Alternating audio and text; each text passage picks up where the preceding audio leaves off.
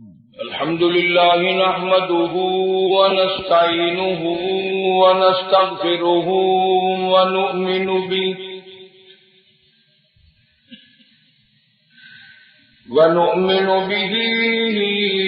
ونتوكل عليه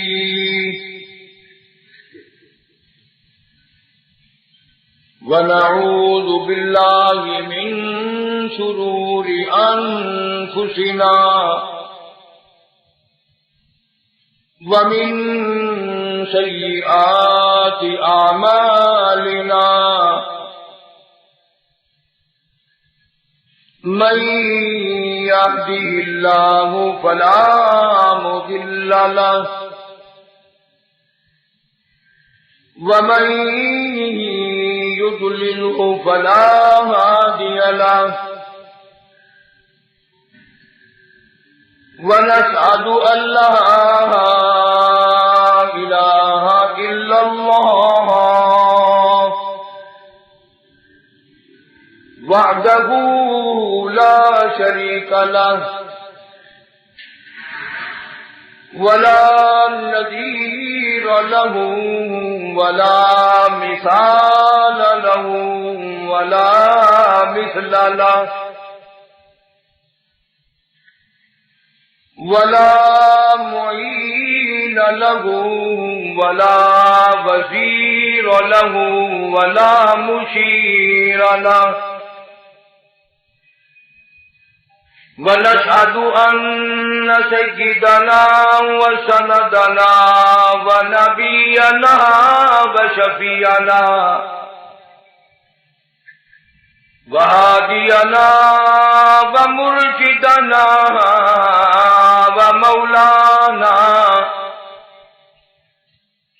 ومولانا محمدا عبده ورسوله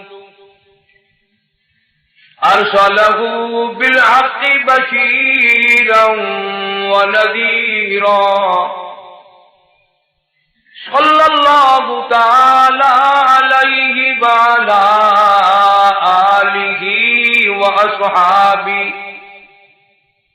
وأزواجه وذرياته وبارك وسلم تسليما كثيرا أما بعد فأعوذ بالله السميع العليم من الشيطان الرجيم بسم الله الرحمن الرحيم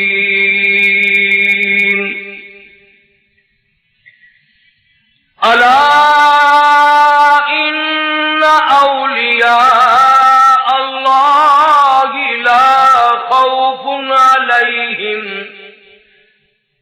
لا خوف عليهم ولا هم يحزنون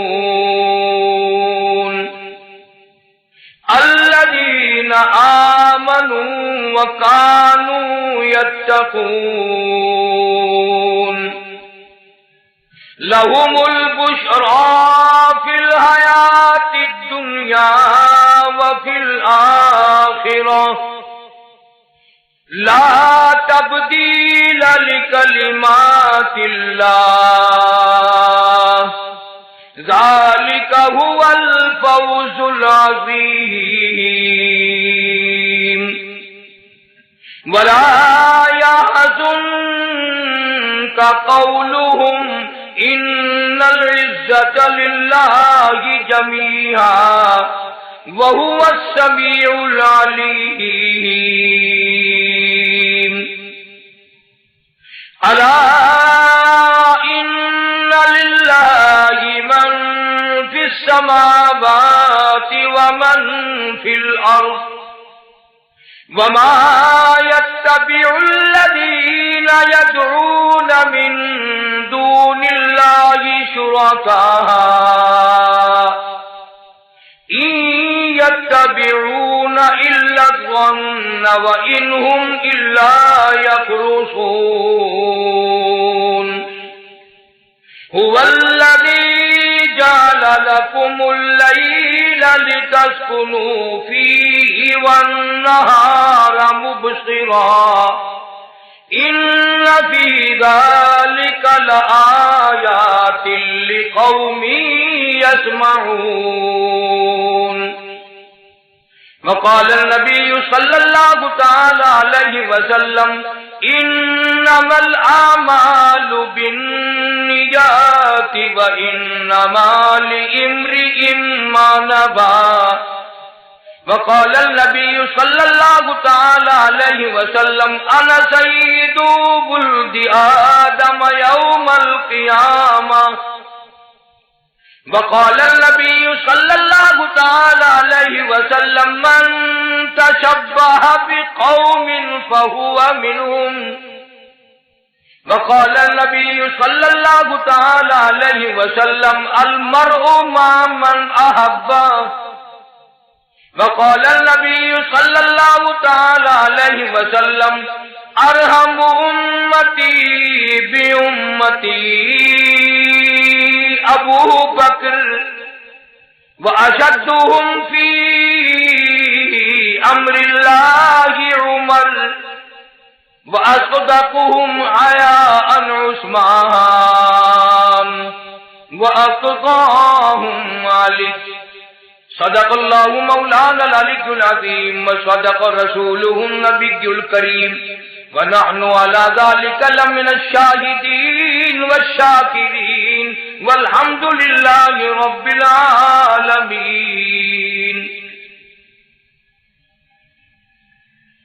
اخلاص اور محبت کے ساتھ سب حضرات بلند آواز سے درود پاک اللہم صلی علی محمد وعلی آل محمد کما صلیت علی ابراہیم وعلی آل ابراہیم انک حمید مجید.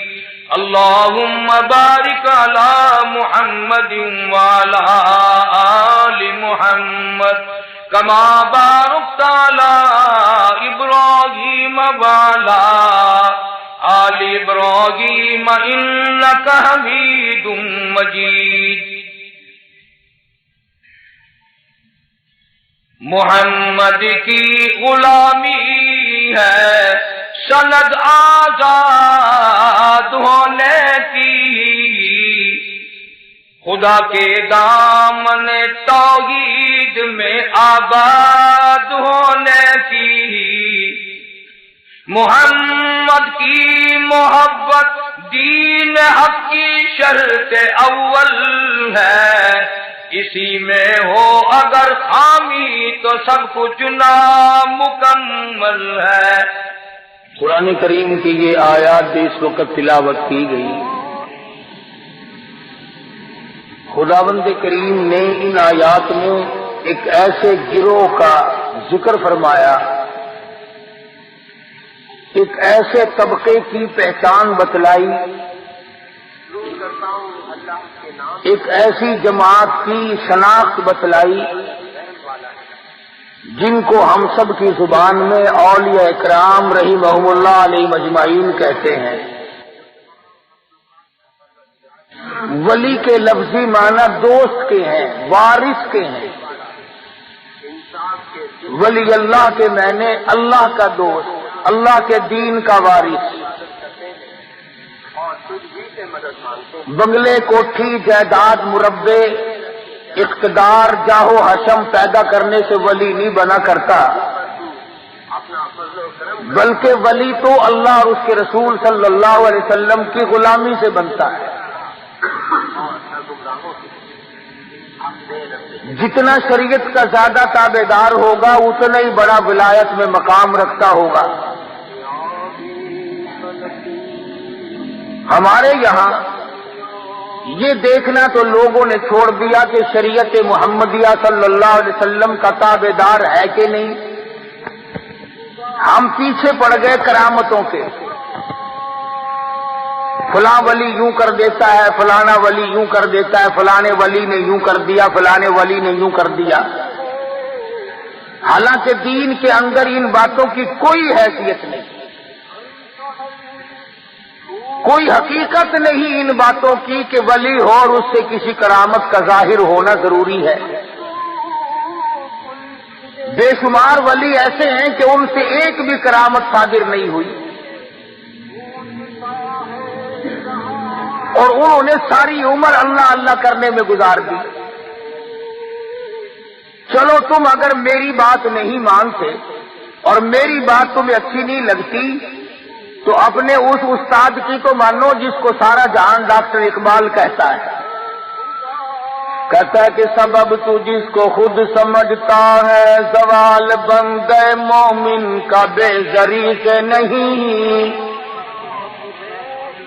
سبب تو جس کو خود سمجھتا ہے، زوال بندے مومن کا بے زری سے نہیں۔ جام تیرا جوہر جو آشکار ہوا، قلندری سے ہوا ہے، تونگری سے نہیں۔ وہ کہتا ہے کہ اللہ اللہ کرنے سے مقام بنتے ہیں، خدا کا ذکر کرنے سے، اللہ کو یاد کرنے سے آدمی کا مرتبہ بلند ہوتا ہے، نہ کہ کرامتیں دکھاتا پھرے جب ولی بنتا ہے۔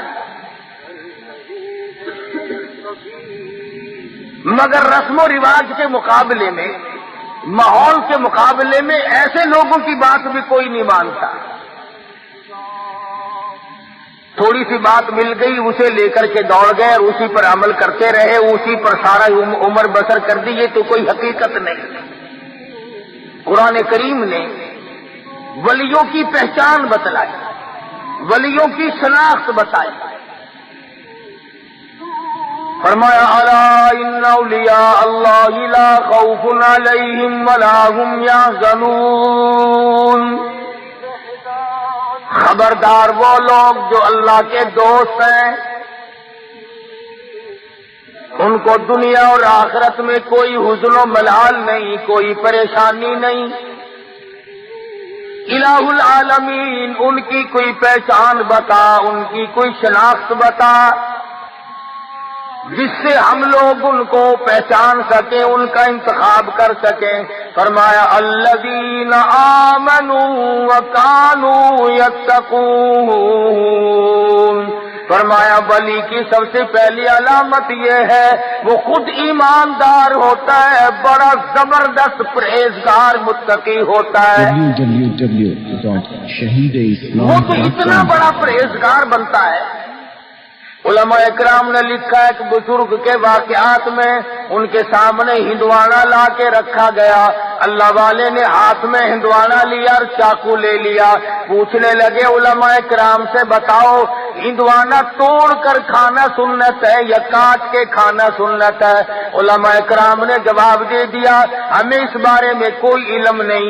اللہ والے نے ہندوانہ واپس رکھ دیا، فرمانے لگے اگر توڑ کے کھاؤں تو ڈر ہے کہیں کاٹ کے کھانا سنت نہ ہو، اور اگر کاٹ کے کھاؤں تو ڈر ہے کہیں توڑ کر کھانا سنت نہ ہو۔ میں ایسے کام سے کو پیچھے ہٹ جاتا ہوں جس کے بارے میں میرے آقا حضرت محمد الرسول اللہ صلی اللہ علیہ وسلم کی سنت مجھے معلوم نہیں۔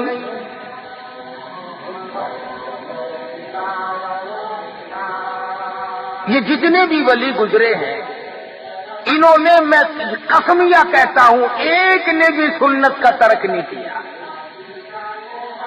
رات ہو، دن ہو، صبح ہو، شام ہو، یہ لوگ سنت پہ عمل کرتے ہیں، اور سنت پہ عمل کیے بغیر ولایت ہو بھی نہیں سکتی۔ کیوں؟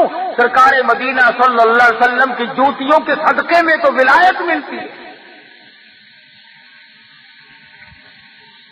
وہ لوگ تو مدینے کی راہ لیتے ہیں اور اپنے آپ کو مدینے کی شریعت کے سامنے قربان کر دیتے ہیں۔ امیر ہو، غریب ہو، چھوٹے ہو، بڑے ہو، مرد ہو، عورت ہو، کوئی بھی ہو، ساری کی ساری زندگی قرآن و سنت کی روشنی میں معلومات کر کے اس کے مطابق گزارتے ہیں۔ اتنا پرہیزگار ہوتا ہے ولی مولانا مظفر حسین کاندھلی رحمت اللہ علیہ۔ دلی جانا چاہتے ہیں کاندھلے سے اونٹ پہ سوار ہو کر، سامان دکھلا دیا، یہ میرا سامان ہے، میں خود سوار ہوں گا۔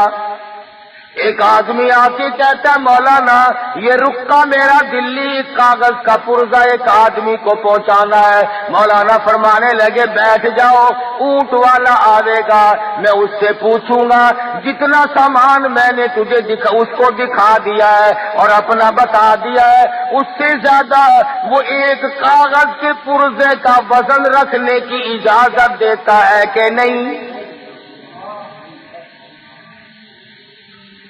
اگر میں نے اس کی اجازت کے بغیر اپنی جیب میں ایک رکا کاغذ کا رکھ لیا تو بے ایمانی ہوگی۔ اس کی اجازت کے بغیر ایک کاغذ کا رکا رکھنا بھی جائز نہیں، اس لیے کہ سامان اس کو دکھا چکا ہوں۔ مولانا مظفر حسین کاندھلی رحمت اللہ علیہ دلی سے واپس ہونے لگے۔ اس زمانے میں بیل گاڑیاں چلا کرتی تھی، تو حضرت بیل گاڑی میں بیٹھ گئے اور دوران گفتگو گاڑی چلانے والے سے معلوم ہوا کہ یہ گاڑی کسی رنڈی کی ہے، ایک کنجری کی ہے جس نے کرائے پر کی گاڑی رکھی ہوئی ہے اور یہ ملازم ہے اس کا۔ تو مولانا نیچے اتر گئے، فرمانے لگے بھائی ذرا پیشاب کرنا ہے۔ اس کے بعد پیدل چل دیے کہ ذرا پاؤں کھولتا ہوں۔ 10 کوس کا سفر ہو گیا، وہ کہتا رہا مولانا بیٹھ جاؤ، انہوں نے کہا نہیں ساتھ ساتھ چلوں گا یوں ہی۔ جب 10 کوس کا سفر ہو گیا تو وہ گاڑی والا کہنے لگا مولانا میں سمجھ گیا ہوں، جب سے میں نے بتایا ہے کہ یہ ایک رنڈی کی گاڑی ہے اس وقت سے آپ اس میں سوار نہیں ہوئے، میرا خیال ہے کہ آپ اس میں سوار ہوں گے ہی نہیں۔ مولانا نے فرمایا ہاں بات تو یہی ہے۔ کہا حضرت مجھے واپس کیوں نہیں کر دیا؟ فرمایا بیٹھا اس لیے نہیں کہ گاڑی کنجری کی ہے اور تجھے واپس اس لیے نہیں کیا کہ معاملے کے خلاف ہو جائے گا۔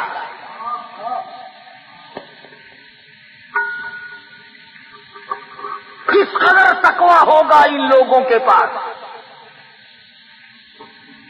جو اپنی زندگی کے ایک ایک لمحے میں اللہ اور اس کے رسول کی شریعت مقدسہ کا لحاظ کرتے تھے۔ امام ابو حنیفہ رحمت اللہ علیہ بہت بڑے جلیل القدر بزرگ ہیں، اللہ والے ہیں، امام ہیں، 53 حج اپنی عمر میں ادا فرمائے اور کئی حج ایسے ہیں گھر سے لے کر بیت اللہ تک پیدل گئے پیدل آئے، مگر تقوی کا یہ عالم ہے۔ بغداد شہر میں سخت دھوپ پڑ رہی ہے، ایک مکان ہے بہت بڑا، اس کی چھاؤں میں جانور بیٹھے ہیں، آدمی دھوپ میں آرام کر رہے ہیں اور حضرت والا دھوپ میں کھڑے ہیں۔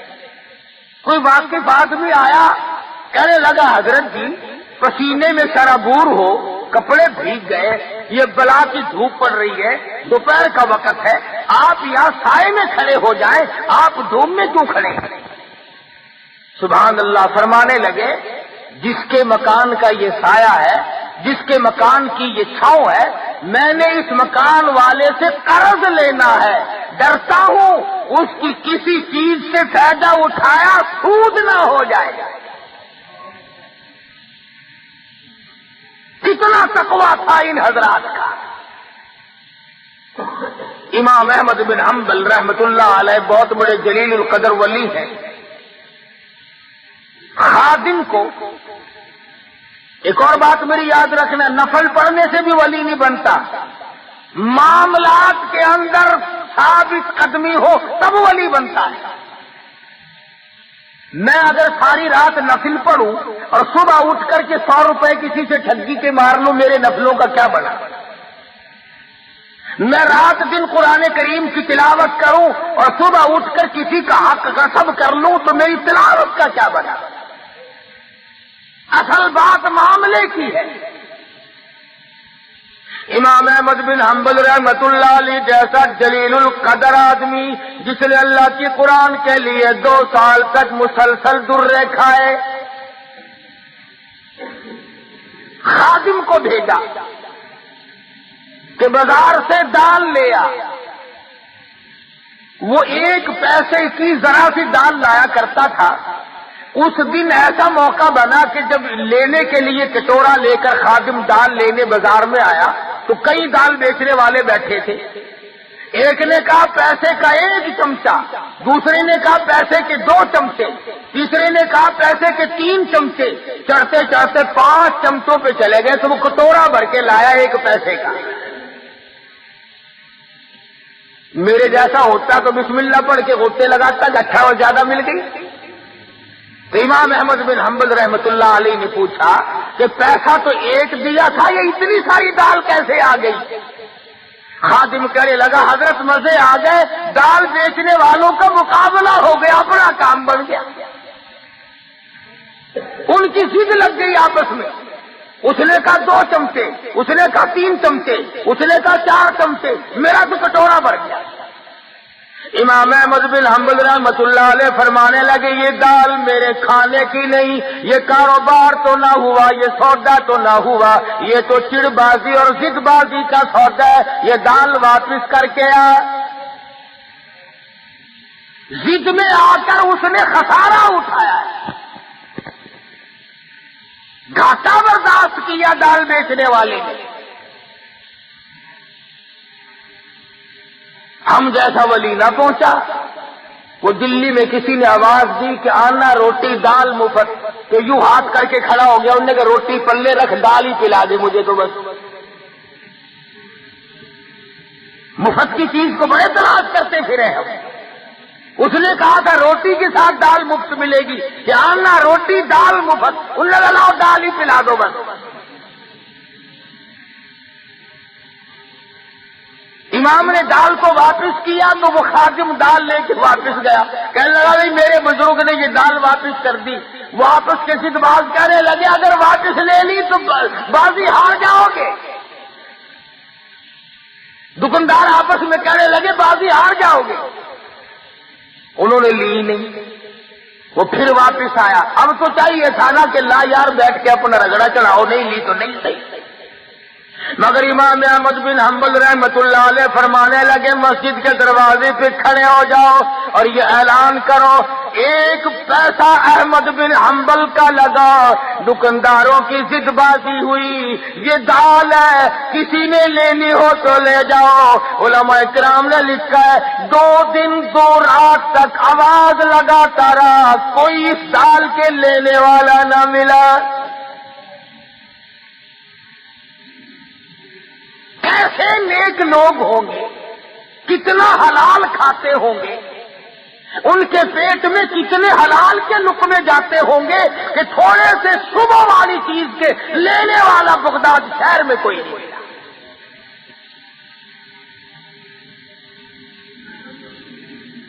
امام ابو حنیفہ رحمۃ اللہ علیہ کے سامنے ایک آدمی آیا. پوچھا کیا بات ہے؟ کہنے لگا جی میری بکری گم ہو گئی. کیسی تھی بکری؟ کہ جی بہت اچھے گوشت کی، فربار موٹی تھی. امام ابو حنیفہ رحمۃ اللہ علیہ نے معلوم کیا کہ بکری کی زیادہ سے زیادہ عمر کتنی ہوتی ہے. کسی نے بتلایا ماہر نے کہ 7 برس.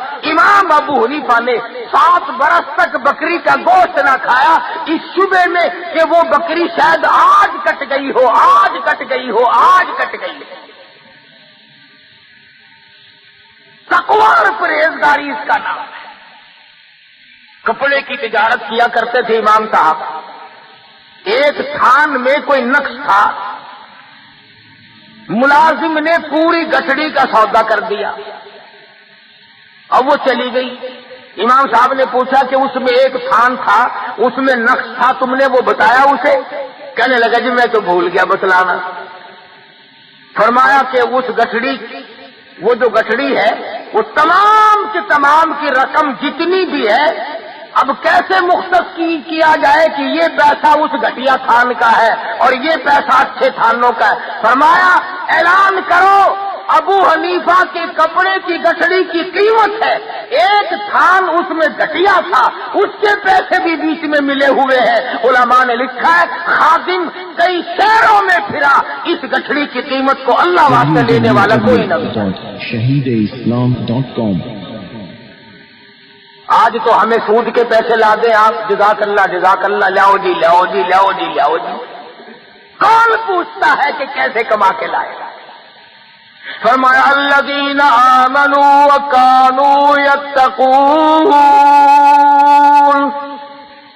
وہ لوگ جو ایماندار ہیں، پرہیزگار ہیں، اپنی زندگی کو پرہیزگاری کے تحت گزارتے ہیں، خوف خدا ان کے ملحوظ خاطر ہے، صبح کو ڈرتے ہیں، شام کو ڈرتے ہیں، ان کی علامت یہ بھی ہے والذین یبیتون لربہم سجدا وقیاما، وہ لوگ اللہ والے ہیں جن کی راتیں، جن کی تمام تر سات ہیں اللہ اللہ کرنے میں، خصوصاً پچھلی رات ان کی مصلی پہ گزرتی ہے۔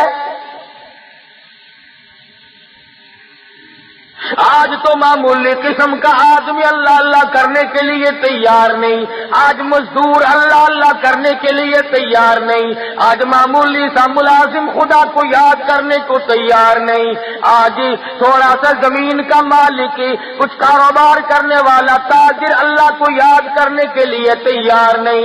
ایک وقت ایسا تھا ہندوستان پر پوری حکومت ہے، ہندوستان کا حکمراں بھی ہے اور اپنے زمانے کا ڈال بھی ہے۔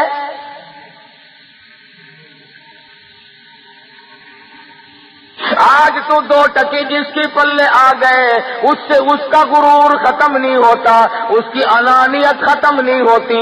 اللہ میاں نے تھوڑا سا حسن دے دیا، قبر میں جانے تک اس حسن کا غرور ختم نہیں۔ اللہ میاں نے تھوڑا سا کاروبار دے دیا، اس کاروبار پر اتنا گھمنڈ ہے، فرمایا قل اللہ یحییکم ثم یمیتکم ثم یجمعکم الی یوم القیامۃ لا ریب فیہ۔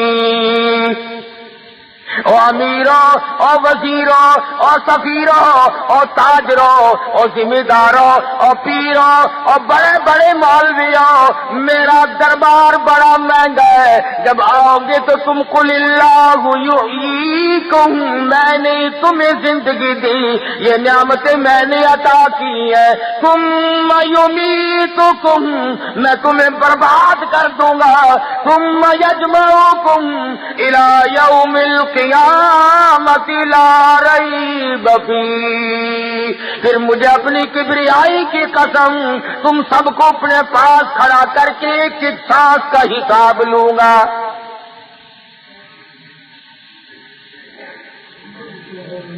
اب تو نامعلوم میرے اور تیرے دل کو کیا ہو گیا، ہماری آنکھوں کو کیا ہوا، ہمارے دماغ کو کیا ہو گیا۔ خدا کی قسم ایک ولی کی تمہیں بات سناؤں حیران ہو جاؤ گے، خواجہ قطب الدین بختیار کاکی سب کہہ دو رحمت اللہ علیہ،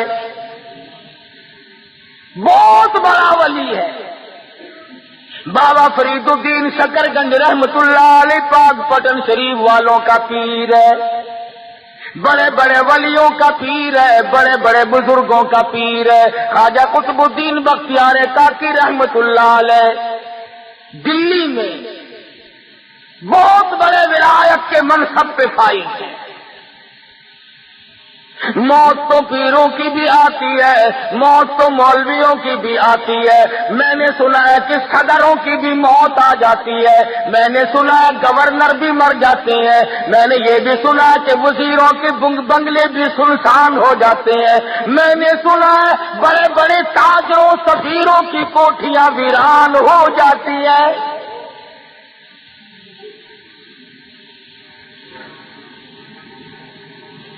تھوڑی بہت ہی ملکیت کی تو کیا بات ہے، روئے زمین کے مالک چلے گئے، زمین اتنوں کو کھا گئی اور کبھی ڈکار نہ لی، اربوں خربوں انسان زمین میں کھپ گیا۔ خواجہ قطب الدین بختیار کاکی رحمت اللہ علیہ کا آخری وقت آیا، وصیت نامہ لکھا۔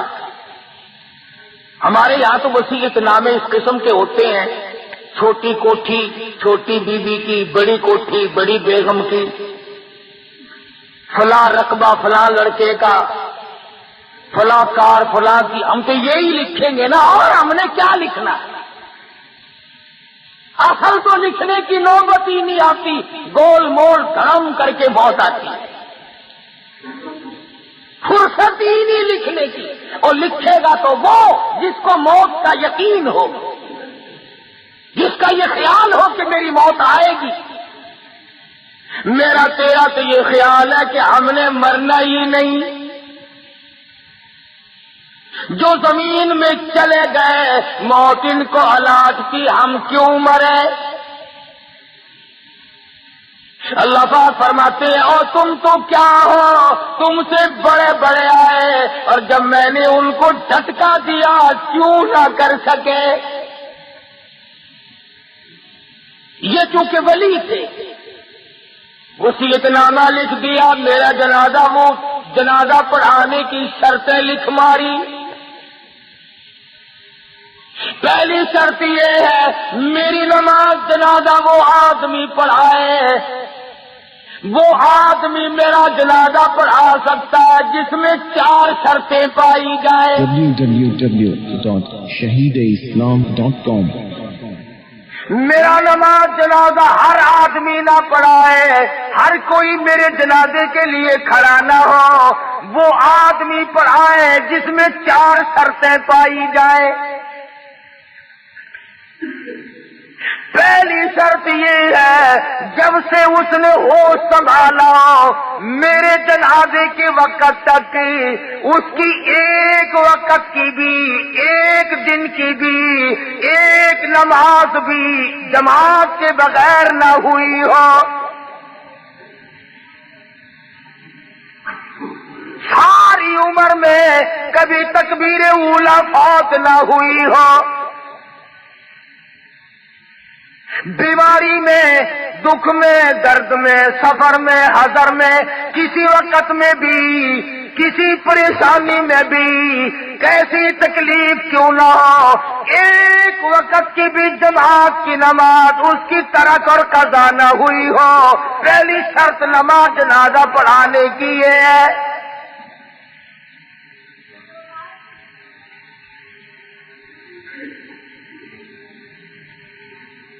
اس زمانے میں لوگ ایسے مل جایا کرتے تھے۔ امام ابو حنیفہ رحمۃ اللہ علیہ کے واقعات میں لکھا ہے 40 برس تک عشاء کے وضو سے فجر کی نماز پڑھی۔ ایسے لوگ، علامہ ایوب سختانی رحمۃ اللہ علیہ کے واقعات میں لکھا ہے کہ ساری عمر میں ایک دن 1 رکعت نکلی اور وہ بھی ماں بڑی بیمار تھی، اس کو دوا پلانے میں دیر ہو گئی۔ ساری عمر رویا کرتے تھے کہ میری 1 رکعت قضا ہو گئی ساری عمر میں جماعت۔ ہمیں جماعت کی پرواہ بھی نہیں۔ علماء کرام نے لکھا جماعت بہت بڑی شے۔ عبداللہ بن ام مکتوم رضی اللہ تعالیٰ عنہ مدینہ منورہ میں نابینا صحابی ہے، مدنی کریم صلی اللہ تعالیٰ علیہ وسلم کی خدمت عالیہ میں حاضر ہوا، عرض کرنے لگا یا رسول اللہ میرے ماں باپ آپ پہ قربان ہو جائیں، محتاج ہوں، معذور ہوں، مجبور ہوں، نابینا ہوں، ٹھوکریں لگتی ہیں، ٹکر بھی لگ جاتی ہے، نماز کے لیے آتا ہوں، اگر آپ اجازت دیں تو میں گھر میں نماز ادا کر لیا کروں۔ رحمت دو عالم صلی اللہ علیہ وسلم نے فرمایا ہاں تو مجبور ہے گھر میں نماز ادا کر لیا کر۔ وہ ابھی پوچھ کر 10 قدم نہ گیا ہوگا کہ جبریل امین تشریف لائے۔ عرض کیا یا رسول اللہ آپ نے عبداللہ بن ام مکتوم کو گھر میں نماز پڑھنے کی اجازت دے دی، حالانکہ ایسے لوگوں کی وجہ سے دوسروں کی نماز قبول کی جاتی ہے، ایسوں کی وجہ سے تو دوسروں کی نماز مقبول ہوتی ہے، آپ نے اس کو گھر میں نماز کی اجازت کیوں دی؟ واپس بلایا اور فرمایا عبداللہ اذان سنتے ہو؟ جی ہاں یا رسول اللہ سنتا ہوں۔ فرمایا پھر تو مسجد میں آنا ہی پڑے گا۔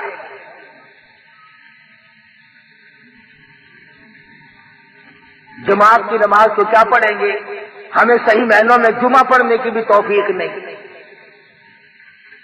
کئی لوگ جمعے میں بھی چلاکی مارتے ہیں، خطبے میں آ جائیں گے، جماعت آخری رکعت میں آ کے رل جائیں گے اور اپنے دل میں خیال کرتا ہے کہ میں نے جمعہ پڑھ لیا، تجھے یہ معلوم نہیں کہ گھاٹا کتنا پڑا۔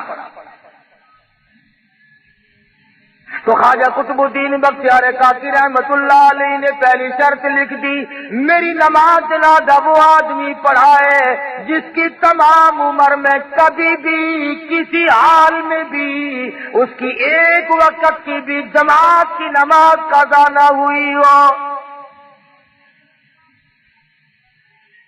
فرمایا دوسری شرط یہ ہے، میری نماز جنازہ وہ آدمی پڑھائے جس کی تمام عمر میں کبھی بھی بیماری میں، سفر میں، کبھی بھی کسی حال میں بھی اثر کی سنت قضا نہ ہوئی ہو۔ اب یہ ولی ہے، دیکھو کیا کیا شرطیں اپنے جنازے کے لیے لکھ رہا ہے۔ فرمایا میری نماز جنازہ وہ آدمی پڑھا سکتا ہے جس سے فرض تو کیا، واجبات تو کیا، ضروری نماز تو کیا، اثر کی سنتیں جو نفل کے درجے میں ہے وہ بھی کبھی اس سے قضا نہ ہوئی ہو۔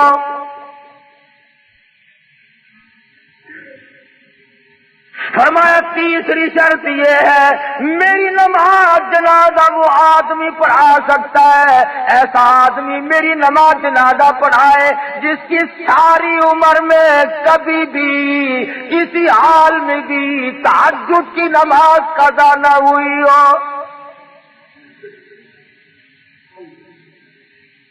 اس لیے کہ تہجد کی نماز کو خاص دخل ہے ولایت کے ساتھ، امن هو قانت آناء اللیل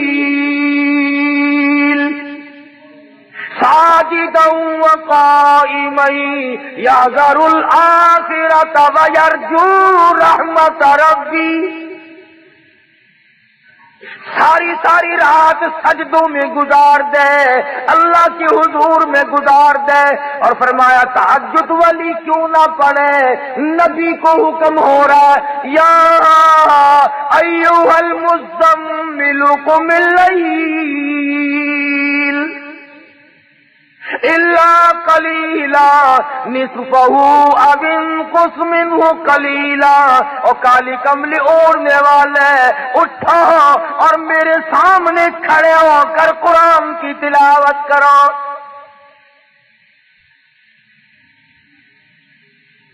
نبی کو خدا حکم دیتا ہے کہ رات کو اٹھ کر میری یاد کر، ولی ساری رات عبادت میں گزارتا ہے۔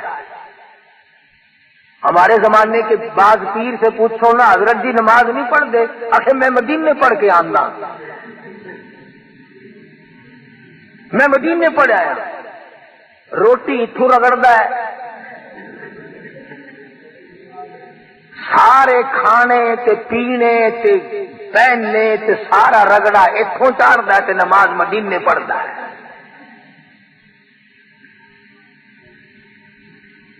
خواجہ قطب الدین پیر ہے، ولیوں کا ولی ہے، بہت بڑا بزرگ کہتا ہے میری نماز جنازہ وہ آدمی پڑھائے جس کی ساری عمر میں ایک دن کی بھی تہجد کی نماز قضا نہ ہوئی ہو۔ یہ تین شرطیں جو تھی یہ تو تقوی کی تھی، اللہ اللہ کرنے کی تھی، نماز جماعت کی، اثر کی سنتیں، تہجد کی نماز یہ تو کرنے کی تھی، اور چوتھی شرط ان سے بھی مہنگی، چوتھی شرط ان سے بھی زیادہ مہنگی اور گرم ہے اور بہت زیادہ سخت ہے۔ فرمایا لوگوں میری نماز جنازہ وہ آدمی پڑھائے جس کی تمام عمر میں کبھی بھی کسی حال میں بھی ساری زندگی میں غیر عورت پہ اس کی کبھی نگاہ نہ پڑی ہو۔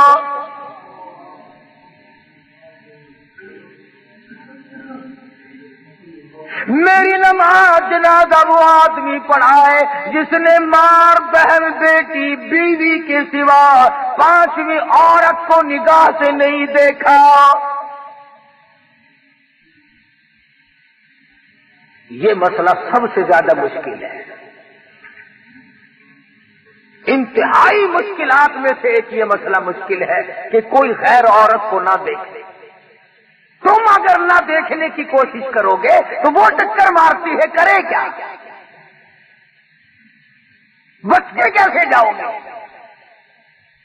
بعض بے وقوف لوگوں کو کہتے ہوئے سنا، ہمارے گھر کے تو بہت سیانے اور ہوشیار ہیں جی، اپنے بھی میرے بھی کپڑے خود ہی لے آتے ہیں، گھر کا سودا پتا بھی خود ہی لے آتی ہے. کیا انسانیت ہے؟ یہ مردانگی ہے؟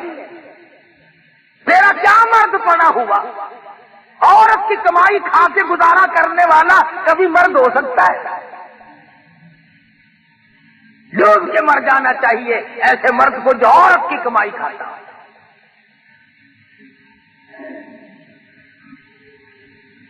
نگاہ کی حفاظت مدنی کریم صلی اللہ تعالی علیہ وسلم کے زمانے سے صحابہ کرام میں اتنی تھی. یہودی عیسائی دین کے اگرچہ دشمن تھے مگر اپنی جوان بیٹیوں کو، جوان بہنوں کو سال سال 2 سال کے لیے تجارت کے لیے جاتے تھے، مسلمانوں کے گھر میں چھوڑ جاتے تھے. خدا کی قسم کبھی کسی مسلمان پہ جھوٹا الزام بھی نہیں لگا. کبھی مسلمان کافروں کی بیٹیوں کی عزت کی حفاظت کیا کرتا تھا، ان کی آبرو کی حفاظت کیا کرتا تھا. آج تیری آبرو سڑکوں پہ رلتی پھرتی ہے،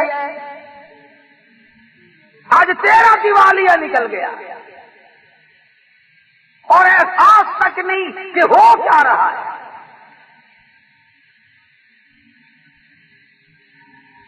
مصر کے کمانڈر نے، فاروق اعظم رضی اللہ تعالی عنہ کا زمانہ اور دور ہے، مصر کے کمانڈر نے خط لکھا فاروق اعظم کو کہ حضرت ایک بہت بڑی مشکل آ پڑی، ایک بہت بڑی پریشانی آ پڑی، اس کا علاج لکھو، میں تو بڑا پریشان ہوں. اور وہ یہ کہ میری فوج، مسلمان فوج ایک علاقے سے گزرنی ہے اور رستہ کوئی نہیں. عیسائیوں نے سازش کی ہے، عیسائیوں نے تدبیر بنائی، مکر کیا ہے، اور وہ یہ کہ سینکڑوں لڑکیوں کو اکٹھا کیا، خوبصورت لڑکیوں کو انتخاب کر کے چھانٹ کے ان کو لایا گیا، ان کو ہار و سنگار کیا گیا، ان کو زیبتن کیا گیا، ان کو گانا بجانا اور ڈانس گانا بجانا یہ مجلس چلائی. مسلمان جب قوم فوج ادھر سے گزرے گی تو یہ لڑکیاں ناچیں گی، گاویں گی تاکہ مسلمان کے دل میں میل آ جائے. اور مسلمانوں کافر کا بھی عقیدہ ہے کہ اگر مسلمان کے دل میں میل آ گیا تو اس کا بیڑا غرق ہو جائے گا. کافر کا یہ عقیدہ ہے، پر آج تیرا عقیدہ نہیں، تو بچتا نہیں. ہر گھر سے کنجری کی آواز آتی ہے، ہر گھر سے کنجر کی آواز آتی ہے. بہو بیٹیاں بھی، بڑے چھوٹے امیر غریب، سفید داڑھی آ گئی، موت کا پیغام منہ پہ موجود ہے. کہتا تن میرا شا پڑ گیا، تیری سے گردن جھک گئی، اب تو جھک ہے شرکل خدا کے سامنے. سفید بال آ جانے کے بعد بھی کنجریوں کے گیت سن کر بڑا خوش ہوتا ہے.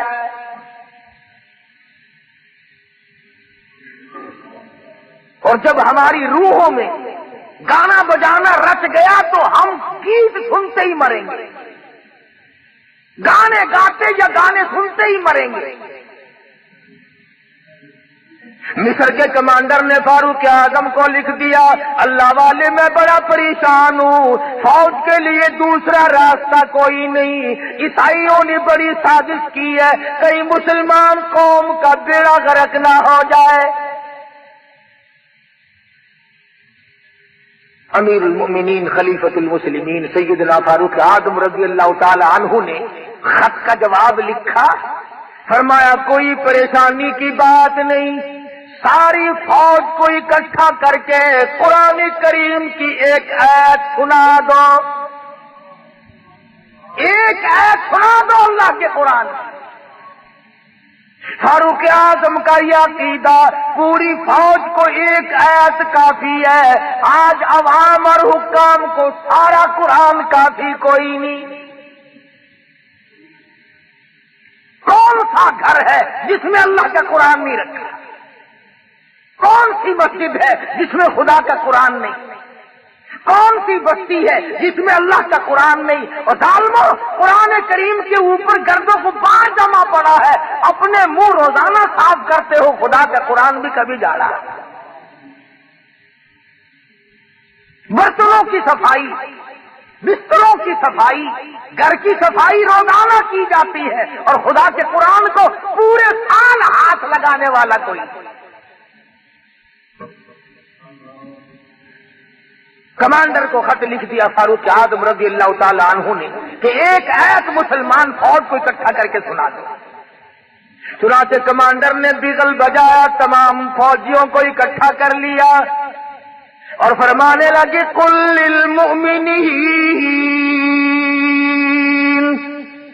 یغضوا من ابصارہم وَيَحْفَظُوا فُرُوجَهُمْ ذَلِكُمْ أَزْكَىٰ لَكُمْ إِنَّ اللَّهَ خَبِيرٌ بِمَا يَصْنَعُونَ۔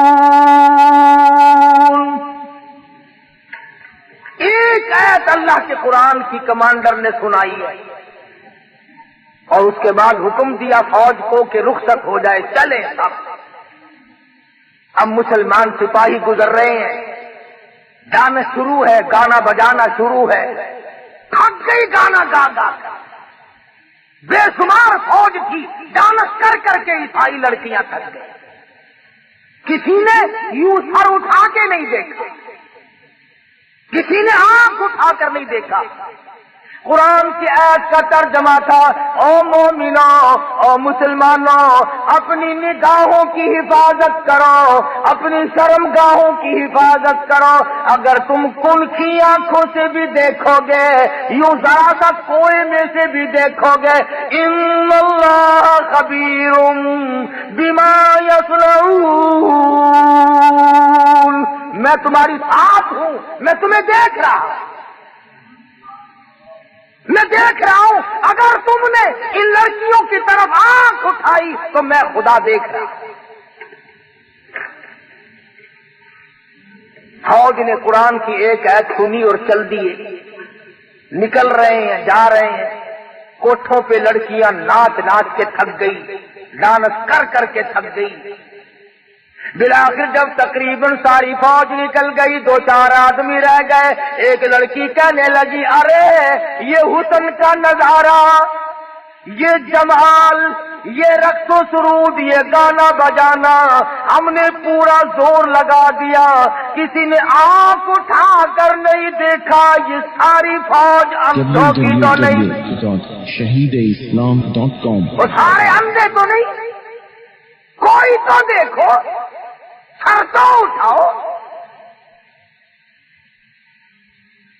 لڑکیوں کی یہ بات سن کر ایک مسلمان سپاہی چلتا چلتا یوں نظریں کر رکھی ہیں، چلتا چلتا کہنے لگا کیسے کوئی دیکھے گا، سارے کے سارے اللہ کا قرآن سن کے آئے ہیں، سارے اللہ کا قرآن سن کے آئے ہیں، کوئی نہیں دیکھے گا۔ اللہ غنی، عیسائی لڑکیاں کہنے لگی وہ کیسا قرآن ہے جو اتنے بڑے جمال کے نظارے سے روک دے، اتنے حسن سے روک دے، گانے بجانے سے روک دے، یہ طرح طرح کے ڈانس ہم نے کیے، ان کو دیکھنے سے روک دے۔ وہ کیسا کلام ہے جس میں اتنی قوت ہے، اتنی اسپرٹ ہے، اتنی شجاعت ہے، اتنی جرأت ہے۔ اور جانے والوں وہ قرآن ہمیں بھی سناتے جاؤ۔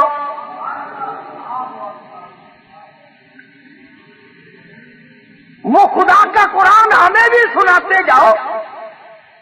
ایک مسلمان سپاہی نیچے نظریں کی ہوئی ہے، چلتا بھی جاتا ہے اور کہتا قل للمؤمنین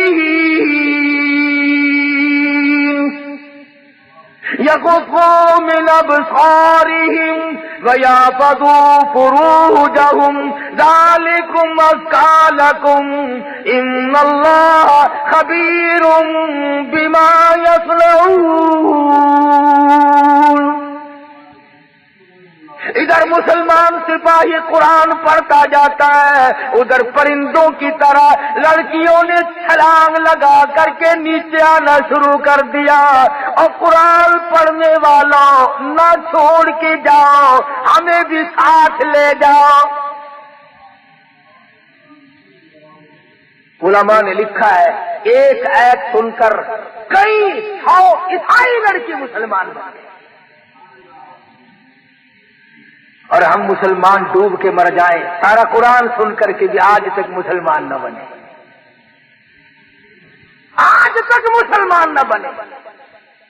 تو خواجہ قطب الدین بختیار کاکی رحمت اللہ علیہ نے چوتھی شرط لکھ ماری، فرمایا میری نماز جنازہ وہ آدمی پڑھائے جس کی ساری عمر میں کبھی بھی کسی حال میں بھی غیر عورت پہ اس کی نظر نہ پڑی ہو۔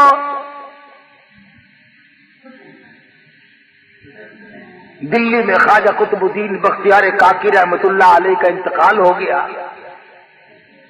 میرٹھ، غازی آباد، مراد آباد، پانی پت، سہارنپور، پوری دنیا میں لوگوں نے شور مچایا، اتنی مخلوق آئی۔ علماء کرام نے لکھا ہے کہ کئی لاکھ آدمی جنازہ پڑھنے آیا۔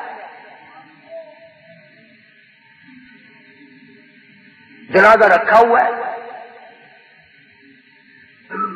تھوڑی تھوڑی سی دیر کے بعد وصیت نامہ پڑھ کے سنا دیا جاتا ہے کہ بھی خواجہ صاحب نے یہ لکھا ہے، دیکھ لو جس میں یہ 4 شرطیں پائی جاتی ہو وہ آگے آؤ، جنازہ پڑھاؤ۔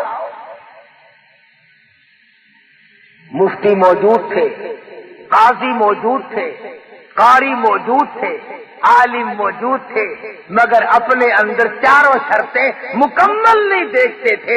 کسی نے ہمت نہ کی کہ آگے بڑھ کر جنازہ پڑھائے۔ سچائی کا زمانہ تھا۔ آج اگر کوئی لکھ کے بھی رکھو گے نا تو چھلانگ لگا کر پہلے مصلے پہ وہ آئے گا جس نے کبھی فرض پڑے ہی نہیں ہوں گے۔ انہوں نے کہا چلو اور نہیں تو اخبار میں فوٹو تو آئے گا۔ ہاں کبھی آج شام کو جا کر کے سارے سرانے لکھ کے رکھ دو، بغیر جنازے کے جانا پڑے گا، پڑھانے والا ملے گا ہی نہیں انشاءاللہ۔ ان شرطوں والا تجھے ملنا ہی نہیں۔ اس وقت میں نہیں ملا تو آج کیسے ملے گا؟ خواجہ قطب الدین بختیار کاکی رحمت اللہ علیہ کا جنازہ رکھا ہے، سارا دن گزر گیا، علماء موجود ہیں، محدثین موجود ہیں، بڑے بڑے ولی موجود ہیں، مگر کوئی جنازہ پڑھانے کی ہمت نہیں کرتا۔ بالآخر شام ہوئی، ایک آدمی اگلی صف میں سے نکلا اور خواجہ قطب الدین بختیار کاکی رحمت اللہ علیہ کے جنازے کے قریب پہنچا اور منہ سے کفن کا کپڑا اٹھا کے کہنے لگا، او اللہ والے، سمجھ گیا ہوں، جانتا ہوں کسے لکھ کے گئے ہو، کسے حکم دے رہے ہو۔ او خواجہ تجھے کیا ملا؟ میرا حال یا رب جانتا تھا یا خواجہ جانتا تھا، اور تجھے کیا ملا میرا راز فاش کر کے؟ میں چاہتا تھا تیرے سوا، میرے رب کے سوا میرا حال دنیا میں کوئی نہ جانے۔ میں نے مخفی زندگی گزاری ہے، اب بڑی مجبوری ہے، آپ نے شرطیں لکھ دی، اب اگر میں اپنا راز چھپاتا ہوں تیرا جنازہ پڑھانے والا کوئی نہیں، اور اگر تیرا جنازہ پڑھاتا ہوں پھر میرا راز باقی کوئی نہیں، یا میرا راز کھلتا ہے یا پھر تیرا جنازہ رہتا ہے۔ اور خواجہ تجھے کیا ملا؟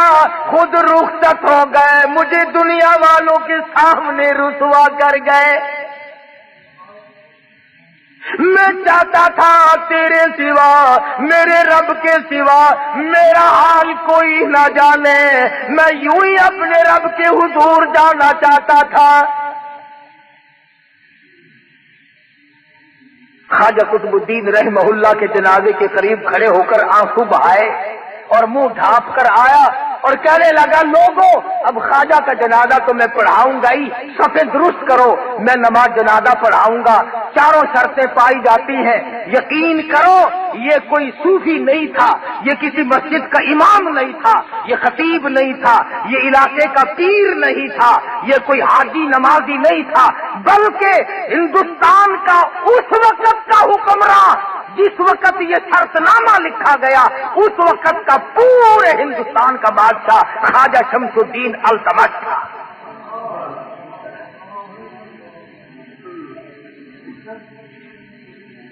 پورے ہندوستان کا حکمراں، اور ساری عمر میں ایک جماعت کی نماز نہ گئی، بادشاہ ہو اور تہجد کی نماز قضا نہ ہو، بادشاہ ہو اور عصر کی سنتیں کبھی نہ چھوٹی ہو، بادشاہ ہو اور بہن بیٹی اور بیوی اور ماں کے سوا کبھی عورت نہ دیکھنے۔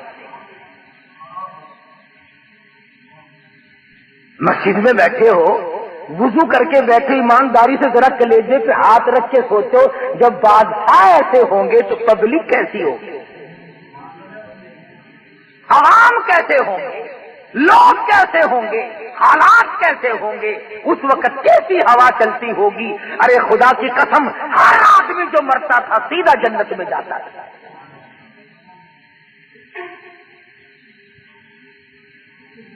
اب میں تمہیں کیا بتلاؤں کہ ان کے بعد بادشاہ کیسے کیسے آئے اور کیسے کیسے ہیں۔ میری ساری تقریر کا ناش کر کے کوئی لوگ یوں کہہ دیں گے کہ شاہ کی تقریر شروع کر دی۔ میں کہتا ہوں کوئی بھی ہو، وزیر ہو، صدر ہو، گورنر ہو، کمشنر ہو، ذمہ دار ہو، تاجر ہو، ارے مسلمان بن کے مرنے کی کوشش کرو، تمہیں ہو کیا گیا۔ سلطان عالمگیر مغلیہ خاندان کا بادشاہ ہے، ملا جیون رحمت اللہ علیہ کا جنازہ، اس کے استاد کا جنازہ رکھا ہے جامع مسجد دلی کے سامنے۔ انہوں نے شرط لکھی اس طرح کی کہ میری نماز جنازہ وہ پڑھائے جس کی ساری عمر میں کبھی تہجد قضا نہ ہوئی ہو۔ عالمگیر کی چیخ نکل گئی اور فرمایا، لوگوں صفیں باندھ لو، میں پڑھاؤں گا۔ الحمدللہ فقیر کی ساری عمر میں کبھی تہجد قضا نہیں۔ ابھی تم سارے بیٹھے کہہ رہے ہوگے کہ ساری باتیں دلی کی کرتا ہے، بس ملتان کی بتا دوں۔ ہاں تم سارے ولی، میں تو تم سب کو ولی مانتا ہوں۔ حافظ جمال صاحب کا مزار ملتان میں ہے، حافظ جمال رحمہ اللہ کا مزار ہے نا،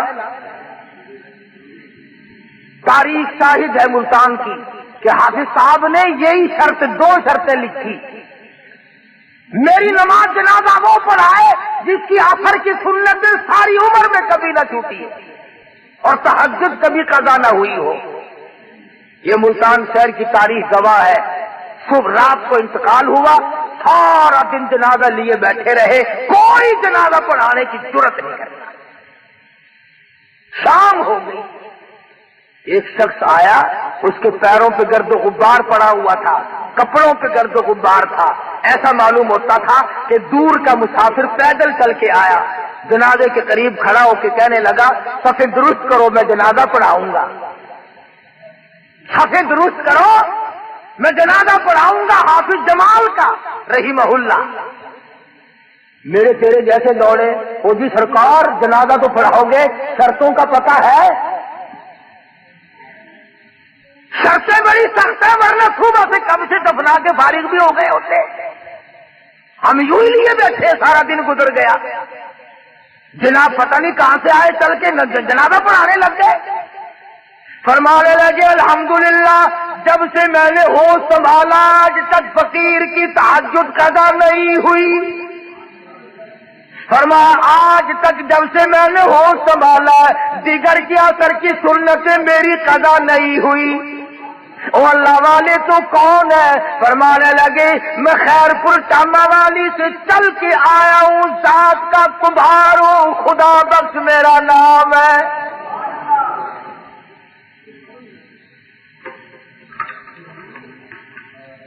بتانا یہ چاہتا تھا کہ ہم تو ولی ایسے لوگوں کو مانتے ہیں، اب تم ان کو ولی مانتے رہو۔ لڑکی کا لڑکا بنا دیا، لڑکے کی لڑکی بنا دی، چمٹے والا پیر، طبلے والا پیر، ہارمونیم والا پیر، میرا قرآن والا پیر، نبی کی حدیث والا پیر۔ حضرت مولانا خواجہ خان محمد صاحب دامت برکاتہم میرے پیر و مرشد ہیں، خانقاہ سراجیہ والے۔ خدا کی قسم مجلس میں بیٹھ کے تو دیکھ اللہ یاد آ جائے۔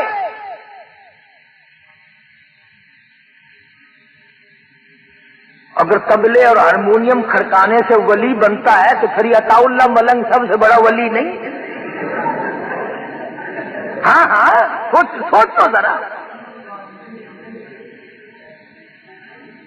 خدا کے بندوں کچھ انصاف کرو، اپنے دل میں انصاف کرو، کچھ جا کر دیکھو، قبر میں جانا ہے آخر۔